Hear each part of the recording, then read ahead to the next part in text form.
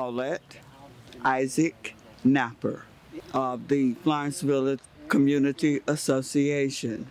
I reside here in the Polk County area, and I grew up in this area. Well, I grew up here in 1947. I was born. I grew up and was raised. I graduated from Jewett High School. I wanted to see the world, so I went to college first in Miami, and then I left there and went to school and worked for the Department of Defense in Washington, D.C.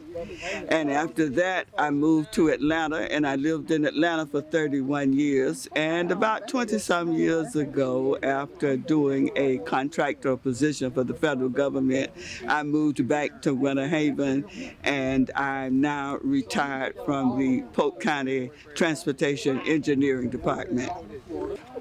Well, as a child, I lived 2 blocks on Avenue R right here, and we grew up when this cemetery was started, when they moved bodies in here. I have family members in here. My grandparents who moved here, my grandparents were a generation outside of slavery. The Emancipation Proclamation was signed when my grandparents were children. And they moved here from a town called Weehawken, which is up in the Panhandle near Quincy, Florida. They came here. My grandparents had about 13 children, and their older children was beginning to work. And there was a lot of work here because the railroads were being built and the citrus industry was really going strong. So the older children came down, and then they sent for my grandparents, and they lived right around the corner there for all of their lives being here. And so then I came along. My mother's name was Laddie, and my mother was the baby girl of my grandparents. So we were like a generational thing. My grandparents were in their 80s when they passed, but I was a little child at that point. So I have a great connection. As a child, of course, it was not fenced in.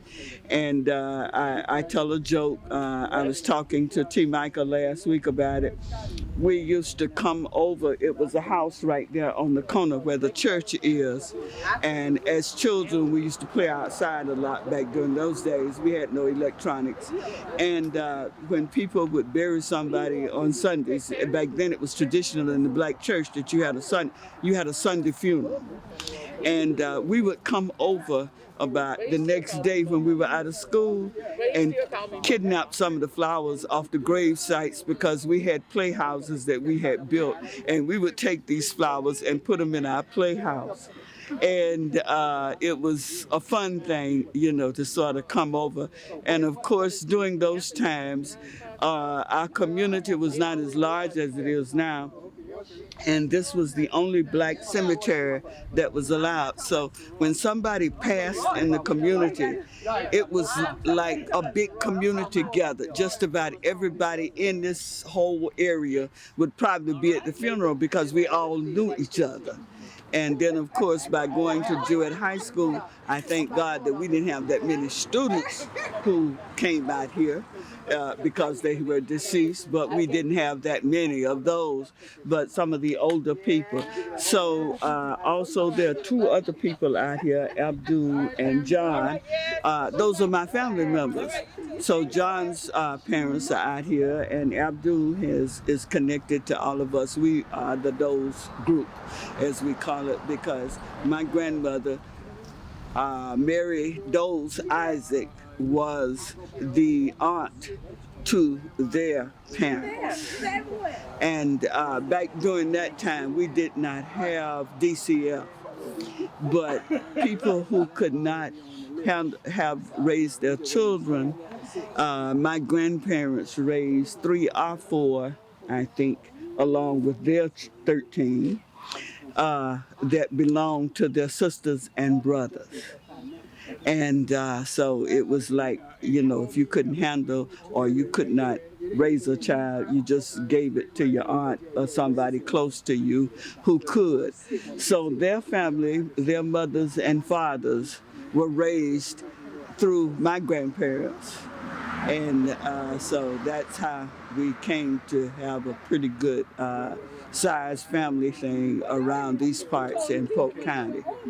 And so I am connected. I am just glad and happy to see the historical significance, to share it. I do mentorship in one of the nonprofits I work in now, and free labor. They get free labor from me. But I love to, I just waiting till we can have some events out here and tell, especially, I'm thinking some of the little kids might be a little over their head. They'd be scared to come out here. But, some of the older kids, I'm, looking forward to sharing with them what we're doing and what this is actually about, because one day I'll probably leave the scene, and we want a record so it stands for future generations. They can come by and say, like I bring my grands out here or drive by and let them know this is where I came up, that I walked these same streets before they were paved. When they were dirt, I walked these streets. So it's a blessing for me to be able to still be around and to talk about it. There's a reason for everything. And I feel like I'm here and I've been left here for a reason. And this is a part of it. That's it.